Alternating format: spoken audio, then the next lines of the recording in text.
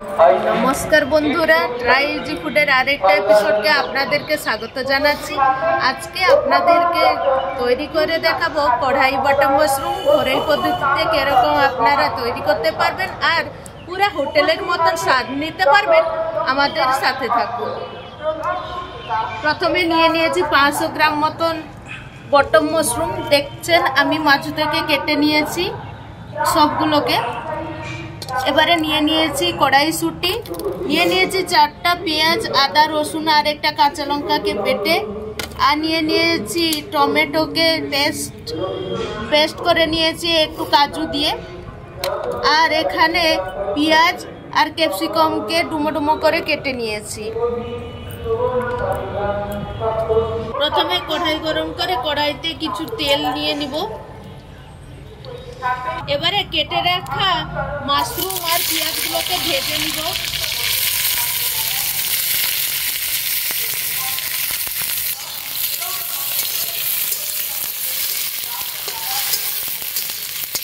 স্বাদ মতন একটু নুন দিয়ে দিচ্ছি।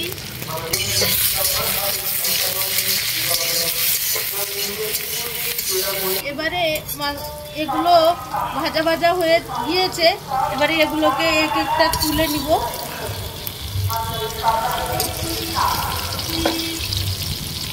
লঙ্কা আর তেজপাতা ফোড়ন দিয়ে দিব। বেটে রাখা মশলাগুলোকে দিয়ে দিচ্ছি।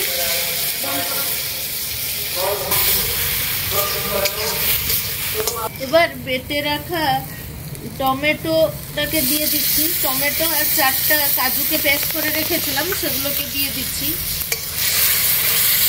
ভালো করে একবার কষিয়ে নিচ্ছি। এবারে দিয়ে দিব লঙ্কা গুঁড়া, এবারে দিয়ে দিচ্ছি হলুদ গুঁড়া, দিয়ে সবকে মশলার সাথে ভালো করে মিশিয়ে নিচ্ছি।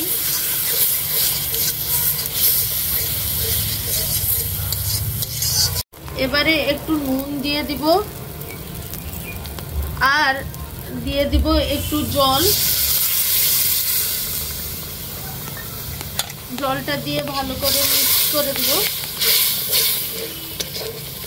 মশলাটা এই জলটাই সিদ্ধ হয়ে যাবে।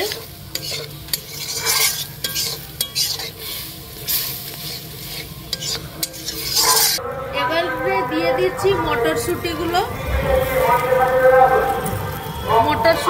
মশলায় দিয়ে ভালো করে একবার কষিয়ে নিব।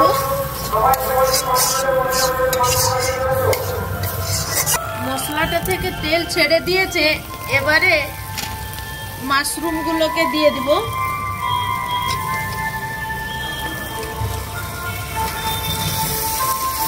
মাশরুমটাকে আমি ভালো করে পরিষ্কার করে নিয়েছিলাম।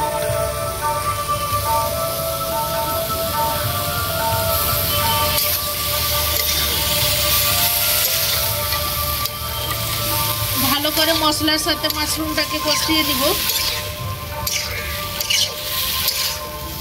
এবারে ভালো করে কষিয়ে নিয়েছি, এবারে কড়াইটাকে চাপা দিয়ে দিব। এবারে ঢাকনাটা খুলে দেখে নিব আরেকবার। দেখছেন কতগুলো জল বেরিয়েছে, আমি একদম জল দিইনি, মাশরুমের একটা জল থাকে সেগুলো বেরিয়েছে। এই জলটাই এগুলো কষা কষা হয়ে যাবে আর সিদ্ধও হয়ে যাবে। এবারে দিয়ে দিব যে ভেজে রেখেছিলাম ক্যাপসিকাম আর পেঁয়াজটাকে, আমি এক্ষুনি তার সাথে মিশিয়ে দিচ্ছি।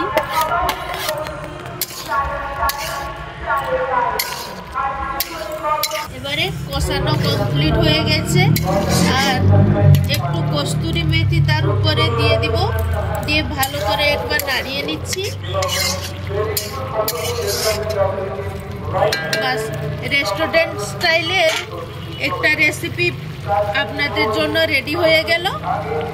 ট্রাই ইজি ফুডকে সাবস্ক্রাইব করতে ভুলবেন না। আমাদেরকে কমেন্ট করে জানাবেন আপনাদেরকে রেসিপিটা কিরকম লাগছে।